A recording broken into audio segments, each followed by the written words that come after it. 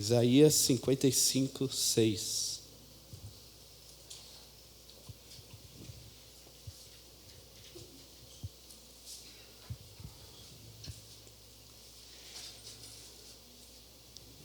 Vamos ler então? Busquem o Senhor enquanto se pode achar. Clamem por Ele enquanto está perto. Que o ímpio abandone o seu caminho e o homem mau os seus pensamentos.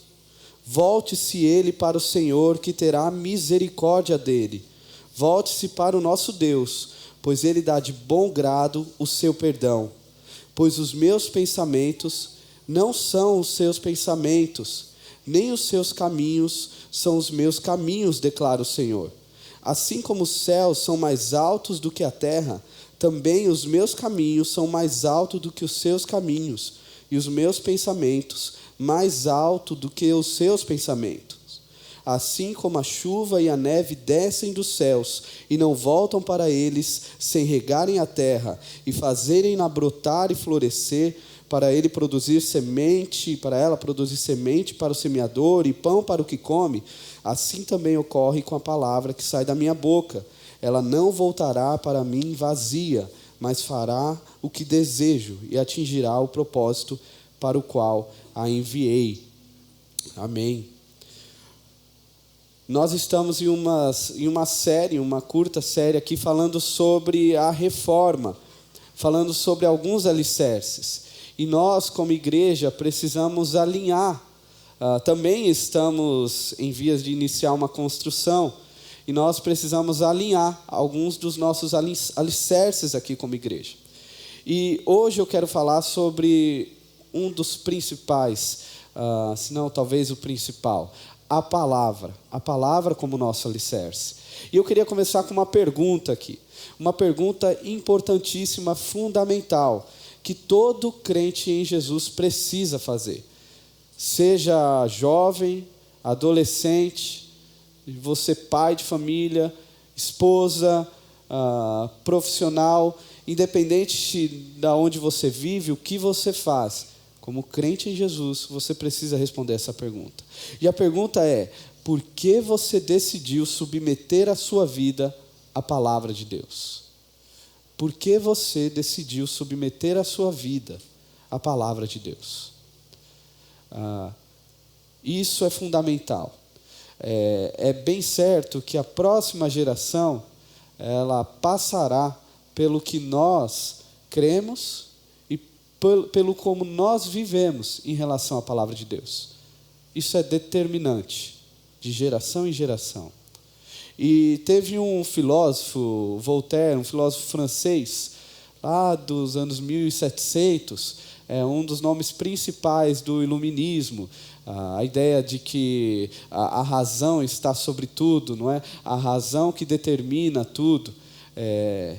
Ele afirmou uma frase de forma bem categórica, e eu trago aqui para nós. Ele disse assim: dentro de 100 anos, a Bíblia e o cristianismo serão varridos da existência e passarão à história. Sabemos hoje que ele que passou longe de acertar a sua previsão, não é verdade? Lembro aqui de um salmo que diz: a tua justiça é justiça eterna, e a tua lei é a própria verdade. Salmo 119, versículo 142.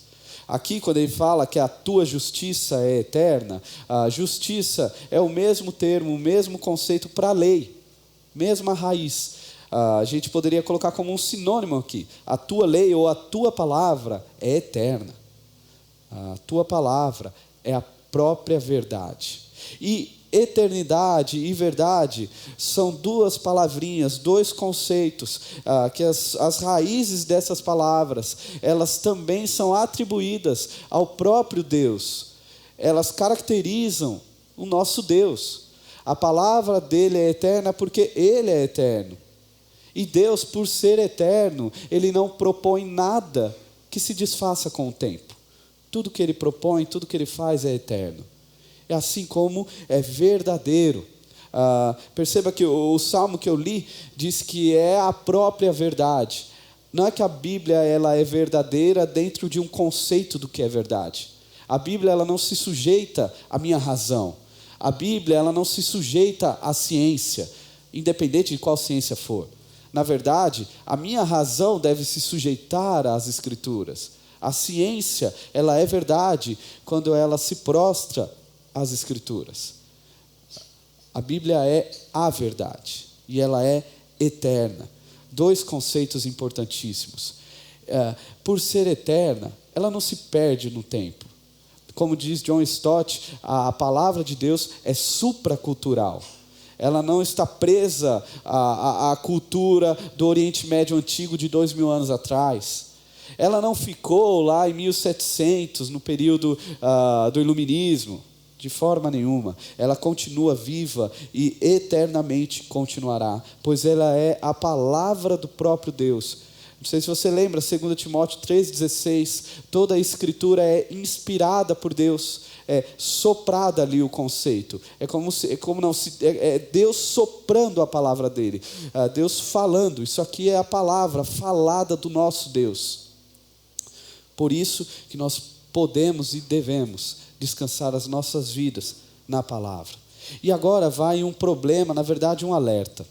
Se você ou alguém, ou até mesmo alguém que você conheça, um jovem que decide desistir da palavra, ou ele se decepciona com alguma coisa e ele quer saber, eu não quero saber de Bíblia não, eu ignoro a Bíblia. Eu não sei se você conhece alguém assim. Eu conheço pessoas que falam assim, não, eu amo Jesus, eu amo Deus, eu só não tenho não gosto muito da Bíblia, não tenho muito negócio com Bíblia, mas eu amo Jesus. Na verdade, irmãos, aqueles que de alguma forma têm algum problema com a palavra, o problema é mais profundo, o problema é com o próprio Deus, pois não existe evangelho, não existe cristianismo sem a palavra de Deus. Se possuam algum problema com a Bíblia, o meu problema não é apenas com a Bíblia. Meu problema é com o Deus da Bíblia. E nós cremos que é o único Deus verdadeiro. E o texto aqui que a gente vai passar aqui, de Isaías, foi o mesmo texto usado por Martim Lutero. A gente está no mês da Reforma, e por isso que eu quis trazer esse texto. Lutero pregou esse texto lá em Wittenberg.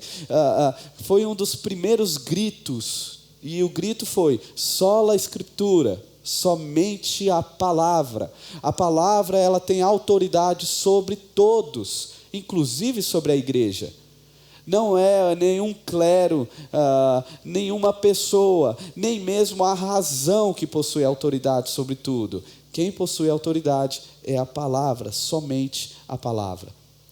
E esse texto de Isaías, então, ele nos dá 2 motivos. Eu tirei aqui 2 motivos para a gente compreender este lugar de primazia que a palavra tem e nós devemos nos submeter a ela em nossas vidas. E o primeiro motivo é que a Bíblia, ela nos leva a Deus. A Bíblia nos leva a Deus.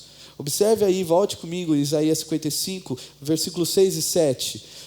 Busquem o Senhor enquanto se pode achá-lo, clamem por Ele enquanto está perto. Que o ímpio abandone seu caminho e o homem mau os seus pensamentos. Volte-se ele para o Senhor, que terá misericórdia dele. Volte-se para o nosso Deus, pois ele perdoará de bom grado. 2 figuras importantes aqui, caminho e pensar, caminho e pensamento. A ideia aqui do hebraico, no Antigo Testamento inteiro, não é apenas de uma forma literal, tratando esses 2 conceitos, essas 2 palavras. Na verdade, nunca é só apenas no literal quando é falado sobre isso. Caminho, ele aponta para o caráter, o modo de vida.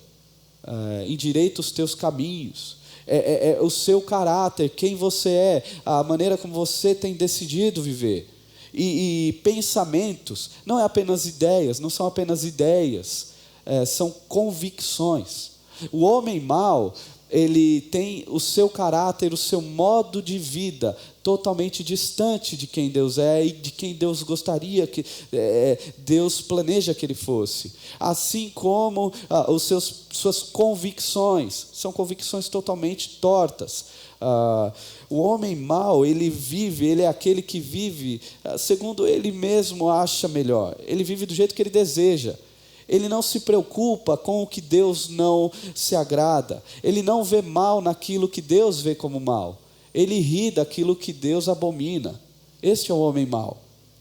E o texto nos mostra, ele continua nos falando que existe uma distância abismal entre o homem mau, entre o homem pecador para este Deus, que é o versículo 8, o versículo 9, veja comigo. Pois os meus pensamentos não são os pensamentos de vocês, nem os seus caminhos são os meus caminhos, declara o Senhor. Assim como os céus são mais altos do que a terra, também os meus caminhos são mais altos do que os seus caminhos, e os meus pensamentos mais altos do que os seus pensamentos. A ideia aqui é de uma distância intransponível entre o pensamento, o modo de vida, entre as convicções do pecador para quem Deus é, para o caráter de Deus, para aquilo que Deus tem como verdade. E o que a Bíblia tem a ver com tudo isso? Que a Bíblia é o meio pelo qual Deus rompe esse espaço. Deus acaba com essa distância. A Bíblia é o meio que a gente encontra, como inicia o versículo 6. Você percebeu como inicia o versículo 6? Busquem o Senhor enquanto é possível achá-lo. Clamem a Deus, pois Ele está perto. Deus está perto por meio da sua palavra. Logo, a distância que há do pecador para Deus é a dele para a Escritura.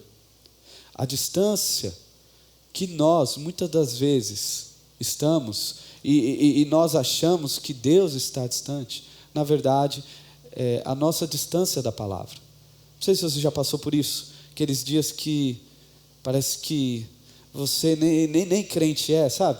Parece que o domingo é tão gostoso, mas chega a segunda, terça, quando você vê, você nem mais pega a Bíblia. Tanta coisa para acontecer na vida, eu não tenho tempo, e vai.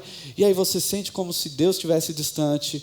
Meus irmãos, a distância que nós estamos de Deus é a distância que nós estamos da sua palavra. Pergunta para nós é: estamos distantes de Deus? Logo, com a palavra, nós podemos conhecer os pensamentos de Deus. Com a palavra, nós podemos conhecer quem Deus é. Por meio dela, podemos conhecer a sua vontade. E falar sobre vontade de Deus, hoje em dia, é tocar num campo extremamente subjetivo e místico. Principalmente na massa, no senso comum da massa evangélica brasileira. Porque é sabido que a igreja brasileira ama um guru espiritual, um guru gospel. Ela sempre se atrai por alguém que se autodenomina mais espiritual. Por quê? É muito mais fácil recorrer a um guru gospel, porque existe uma distância entre a minha vida, entre o meu pensar com o pensar de Deus. É muito mais fácil um guru gospel do que o caminho das Escrituras. Por isso que a gente vê tanta gente correndo atrás de cobertura espiritual, por exemplo. Por isso que é muito mais fácil ir atrás de um profeta que traz revelações. Por isso que é mais fácil procurar a irmã do coque, não é? A irmã do coque, ela tem uma oração muito forte, ela tem uma ligação direta com Deus. De manhã eu comentei isso e alguém falou assim: você falou da irmã do coque. Eu vim da Assembleia também. Amo as irmãs do coque, são amigas da minha mãe. Quando eu chego, elas têm muito carinho por mim, mas eu entendo que elas não têm um acesso mais rápido a Deus. Não, isso foi uma cultura pagã que foi colocada na igreja. Cristo morreu pela irmã do coque, assim como morreu por mim. E isso parece que ficou, é um tempo, antigamente isso acontecia, hoje não é mais assim, mas não, hoje ainda continua. Esses dias pesquisando, aquele tempo inútil que a gente está na internet, e eu estava lá no Instagram, e eu vi lá Profeta X, falei, não, isso daqui não é de verdade. E eu fui ver, e de fato o cara estava oferecendo uma unção para você desvendar, descobrir o RG, número de RG e CPF das pessoas. E era 11 mil seguidores, e todo mundo, glória a Deus, aleluia, comentando, e era uma unção de fato. Quantos e quantos cristãos evangélicos estão aí lendo, consumindo cada vez mais leitura esotérica, horóscopo, acreditando nessas balelas. Tudo não passa de gurus ruins. Se ouvíssemos o próprio Deus na sua palavra, nós não aceitaríamos essas aberrações. Eu lembro aqui de Salmo 119, versículo 105. Lâmpada para os meus pés é a tua palavra, e luz para os meus caminhos. Lâmpada aqui é uma lamparina, ou a ideia a lamparina que iluminava no máximo um raio de 3 metros. Era passo a passo. E luz, a mesma palavra para os grandes luminares, lua e sol, que ilumina tudo, não apenas o que está perto. A ideia é que a palavra, ela ilumina tanto os meus pequenos passos, como toda a minha vida. Eu não preciso de um guru gospel. Eu não preciso recorrer a outro, senão ao próprio Deus. Quando falamos sobre vontade de Deus, podemos ter convicção que o mesmo Deus que entregou o seu Filho unigênito para morrer na cruz, é o mesmo Deus que se agrada em revelar a sua vontade. Não faz sentido um Deus que entrega o Filho, agora ficar fazendo joguinho com a gente. Se Ele conta ou não conta a vontade dEle. Você tem que descobrir como que eu descubro a vontade de Deus para a minha vida. Na verdade, nós não precisamos descobrir a vontade de Deus. Nós precisamos conhecê-la e obedecê-la. Você, como crente, você não precisa descobrir mais nada. Tudo já foi revelado. O que você precisa é obedecer. E aí você pode pensar, então, como que eu faço? Eu quero me casar. Aí você joga no Google lá. Versículos que falam sobre casamento. Eu não sei se eu mudo de emprego ou não. Versículos que falam sobre emprego. Não é assim. Irmãos, o que eu estou falando sobre ter a palavra como esse desvendar da vontade de Deus para nossas vidas, só é possível para aqueles que têm intimidade com este livro. Para aqueles que se debruçam em conhecer a Deus por meio da palavra, para aqueles que gastam ou investem a sua vida dedicando em conhecer e prosseguir em conhecer, em ouvir a voz de Deus. Isso vai norteando a sua vida. Ao passo que você não precisa, a Bíblia não precisa falar se você deve ou não deve ter um cabelo cacheado. O que você precisa é ter um coração moldado pelas Escrituras. E tudo que você passar, você estará sempre dentro, você estará sempre nas balizas do que é a vontade de Deus. Todas as suas decisões, as maiores e as menores, você vai ter um coração transformado, uma mente renovada pela palavra de Deus. Não existe um caminho mais fácil, mais rápido. Se você é um crente em Jesus, você precisa conhecer a Deus por meio da palavra. Qual é o contrário disso? Se você não vive uma vida assim, infelizmente, você vai viver uma vida cheia de interrogações, cheias de dúvidas. Você nunca vai saber se é de Deus, se não é de Deus. Você nunca vai conseguir avaliar nada. Você vai ter tanta gente aí falando abobrinha, pregando Genésio, falando que é Jesus, e você não vai saber avaliar. Seu coração vai se voltar para tanta bagunça que há por aí. Conheça a Deus por meio da palavra. Deus nos diz hoje: você quer me conhecer? Você quer conhecer o que eu penso? Me encontre na palavra. Me encontre na palavra. Irmãos, a nossa fé, ela é baseada na palavra. A fé cristã, historicamente, ela sempre foi baseada na palavra. Nunca foi baseada em arrepios, em profecias, em louvorzão. Nunca foi baseada em eventos. Ela sempre foi baseada na palavra, no seu relacionamento com Deus da palavra. Essa é a nossa fé. Por isso que os reformadores gritavam: voltem às Escrituras, sola Escritura, voltem à palavra. Voltar à palavra não significava e não significa que você vai voltar a uma instituição religiosa, a uma adequação de vida religiosa. Não, voltar à palavra significa voltar a Deus. Lembra? Se há algum problema em nós em relação à palavra, o nosso problema é diretamente com o próprio Deus. E o segundo motivo aqui, pelo qual a Bíblia deve ter primazia em nossas vidas, primeiro a Bíblia nos leva a Deus. E o segundo, pela Bíblia, Deus nos transforma. Pela Bíblia, Deus nos transforma. Versículo 10 e 11. Assim como a chuva e a neve descem dos céus e não voltam para eles sem regarem a terra e fazerem-na brotar e florescer, para ela produzir semente para o semeador e pão para o que come, assim também ocorre com a palavra que sai da minha boca. Ela não voltará para mim vazia, mas fará o que desejo e atingirá o propósito para o qual a enviei. Além da Bíblia ser esta ponte que nos liga a Deus, a Bíblia é o meio pelo qual nós podemos crescer espiritualmente e dar bons frutos. A Bíblia é o meio pelo qual nós podemos sair de uma situação de aridez, de seca espiritual, seca emocional, e começar a produzir frutos. Sola Escritura. A palavra é a única que nos leva a Deus. E a palavra é o único meio pelo qual podemos frutificar. E cuidado, podemos passar muito tempo em igreja e mesmo assim não temos uma vida espiritual saudável. Maturidade na fé não é necessariamente sinônimo para idade.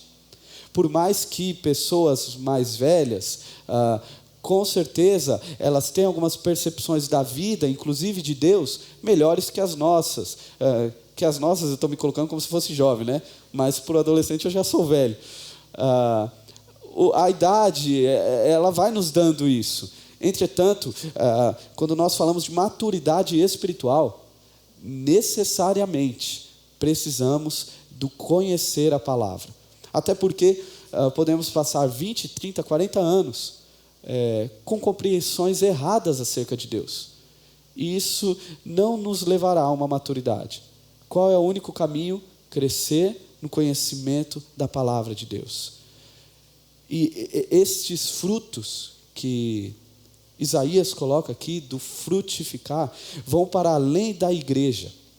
São frutos que são percebidos na nossa família, no trabalho, na nossa percepção de mundo. Conhecer a palavra, se relacionar com Deus por meio da palavra, nos transforma, nos leva a crescer no conhecimento da riqueza do Evangelho, nos leva a buscar o tesouro que nós, crentes em Jesus, assim como diz Colossenses e Efésios, já temos reservado em Jesus tesouros para nós desfrutarmos nesta vida. Como alcançamos estes tesouros? Por meio da palavra de Deus.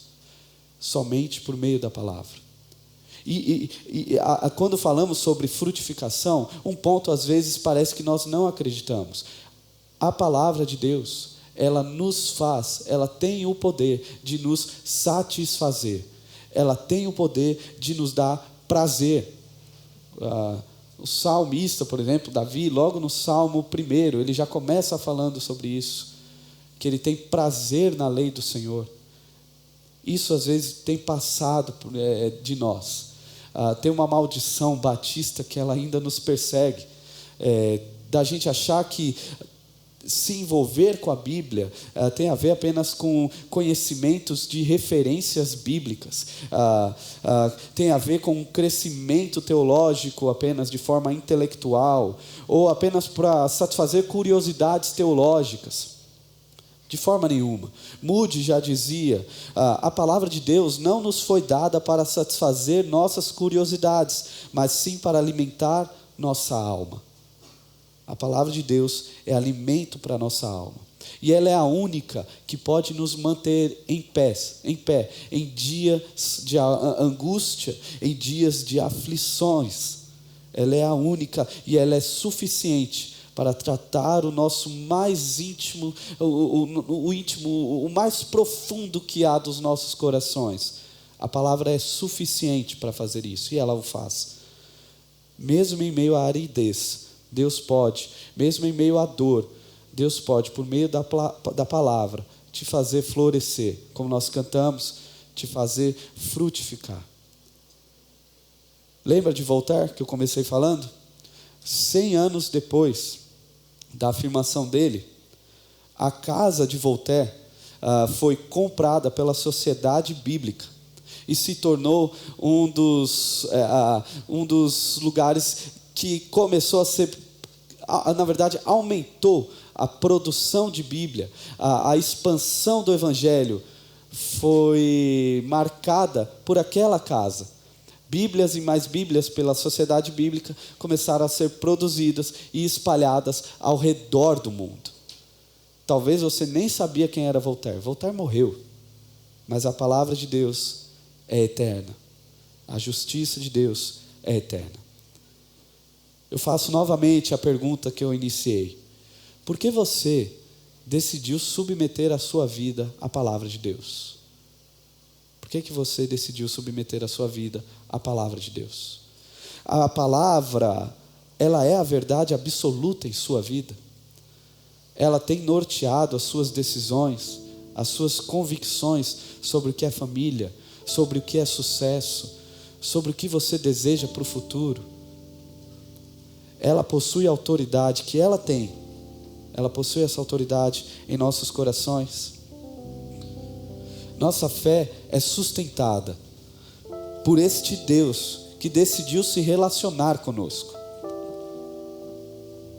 Cristianismo tem tudo a ver com encontro e relacionamento. Deus decidiu acabar com essa distância que havia entre o pecador e propõe, por meio da sua palavra, uma reconexão entre nós e o seu amor. E esta é a grande diferença do cristianismo. Assim como já tem sido há tanto tempo, o homem moderno continua numa corrida desesperada por algo transcendental. Ele está correndo ainda atrás de algo que supra um vazio no coração dele. Por isso que o homem, mesmo cheio da tecnologia, em um período onde a ciência tem avançado tanto, ainda continua correndo atrás de um misticismo desenfreado. Ele ainda está em busca de algo que ele não possui. Sei, para quem assistiu aquela série Round 6, interessante. Há uma busca ali por algo que não consegue, ele faz de tudo, mas ele não encontra algo que satisfaça o coração. Mesmo tendo tudo que ele poderia ter, ele não consegue. O homem moderno ainda continua correndo atrás de algo que é transcendental. Sabe qual é a diferença do cristianismo? É que no cristianismo, Deus fez o inverso. Não somos nós que corremos atrás de Deus. Ele veio ao nosso encontro. A cruz de Cristo é o Deus que decidiu intervir na história ao nosso favor. Ele nos salvou. Nós não precisamos sair correndo desesperados, tentando fazer boas obras, tentando alcançar o favor divino. Não. Nós fomos alcançados por um Deus que decidiu nos amar. Sabe qual a sua distância? Qual é a minha distância para este Deus? A distância que nós estamos da palavra. E geralmente, nos dias ruins, nos dias que nós deveríamos correr atrás desse Deus na palavra, geralmente são nesses dias que nós abandonamos. E eu não falo de vocês, eu falo de mim.